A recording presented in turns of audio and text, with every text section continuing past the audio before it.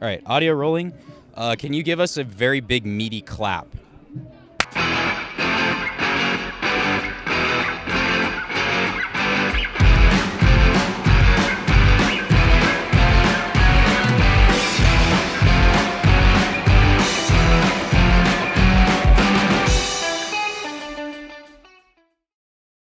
Cool. So could you go ahead and tell us your name? My name is Anika. Yeah, what are you doing here at Flipside? I have been doing a sort of drop-in zine workshop sharing. We basically had a bunch of zines that I've collected and some other people dropped off so that people could look through zines, just kind of see what zines are all about, just have fun exploring. Basically, I just wanted to make a space for people to sit down and create something and look through some zines. And then I've also been working on a zine about the Boise music community for the last 3 or 4 months. So this was the first event where I've had that available for purchase and distribution, and I interviewed a lot of folks like Plum Vision and Moon Owls Mages that are playing at Flipside, and then Eric Gilbert, who's one of the co-founders of Tree Fort and Duck Club, and Wayne Bert from Radio Boise, and Elise Thorpe, who's a bass player here in Boise. So kind of collecting stories and sharing zines from the history of Boise. Yeah, that's awesome. So I saw that there were some other people that had also made zines here as well. Could you speak on their behalf, kind of some of the things they brought to this event and everything? Yeah, absolutely. So there's a lot of different types of zines. Like, for example, my friend Ben, who I've met at the Boise Bike Project, where I work a couple times, he had brought in some zines for me to bring to this event. And a lot of them were like political zines, anarchist zines, zines about racial equity, very like kind of politically radical zines, because a lot of what zines are about is alternative media and people making things outside of what is sort of allowed to be published, or just, you know, spreading our own messages and taking control of what media we consume and create. So there's, you know, Ben is working on a bike zine. There's a lot of bicycle zines out there that are about like gender equity in biking and race in biking and like bike maintenance and repair, or people kind of sharing specific skills or like exotic knowledge that they have.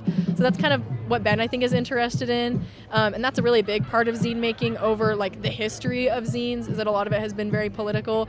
And then there's also a side where like Grace Livera, she creates zines with her partner Nikki Mustard, who's in the band Cigarette Speedway.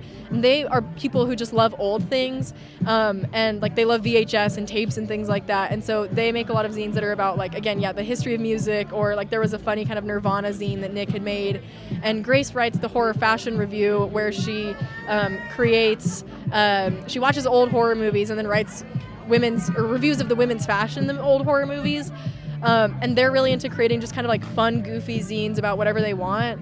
And her and I kind of had a conversation about how like a lot of zines can just be like total garbage, or just a fun thing that you got to sit down and make. Because if you think about it, it's pretty like anti-capitalist to just sit down and like spend time making something just for, you know, kicks and giggles, instead of doing something productive or deemed productive.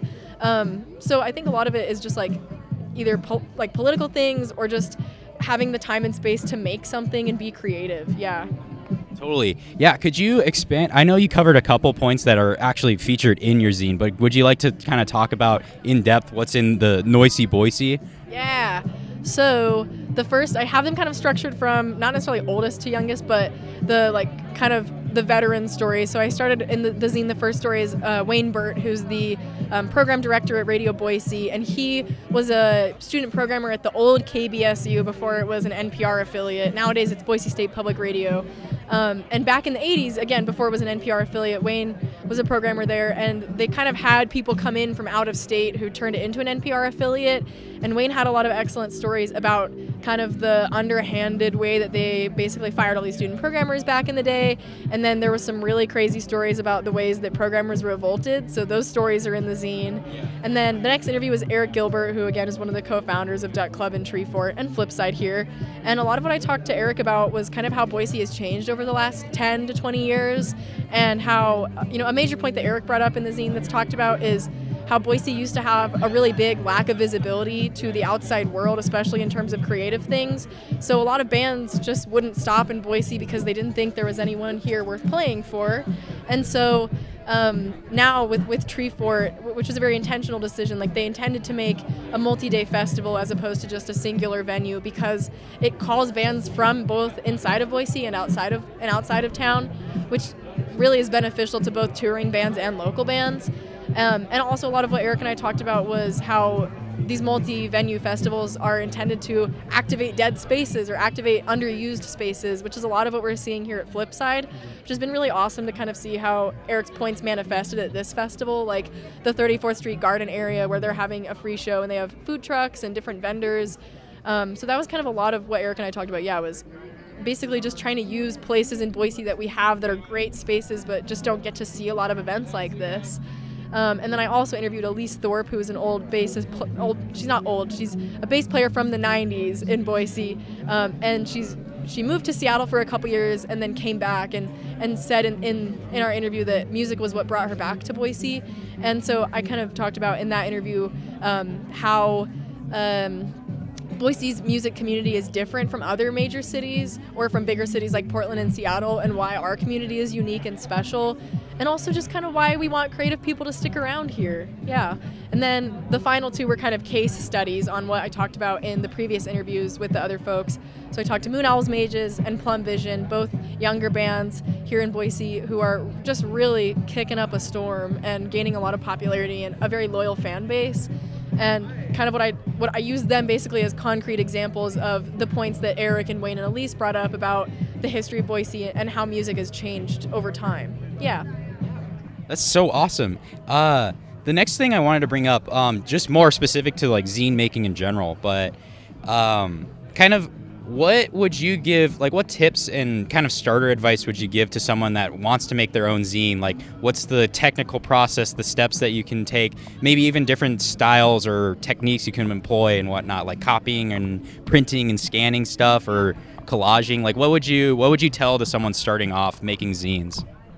Well, I learned a lot from Nikki Mustard and Grace Lavera, who I was talking about earlier, and they kind of counseled me. They're zine makers, and they provided a lot of great advice on those things. And some of the things I learned were to focus on having fun and just creating something that you like. So whether that's collage or painting or just writing. Like a lot of what I did was the writing, but then putting it together with visuals. And I just tried to have fun with that and make it as creative as possible. And another really great piece of advice they gave me was, instead of trying to go format it all digitally or format it in Adobe or anything like that, to just print things out and then actually hand make it and then scan it if you want to reprint it. And that was really fun because then you don't have to deal with all of the kind of crappy, boring parts of formatting things on a computer. You get to just make something with your hands, which is really fun. So I think that's a big piece of advice, is make something with your hands and then scan it at FedEx or wherever if you want to reprint it. And also, instead of sitting down and saying, like, I'm going to make a really awesome zine, give yourself permission to make something that's total garbage. Like, just have fun and make something that you want to share with your friends or a really small community of people, and get specific on that. Like, in zines, I think part of the beauty and part of why people like them is because they address a really personal audience, and they feel like they're speaking to the reader, because there's kind of the eliminated, like, publishing wall that kind of separates the reader and the audience, or the reader and the writer.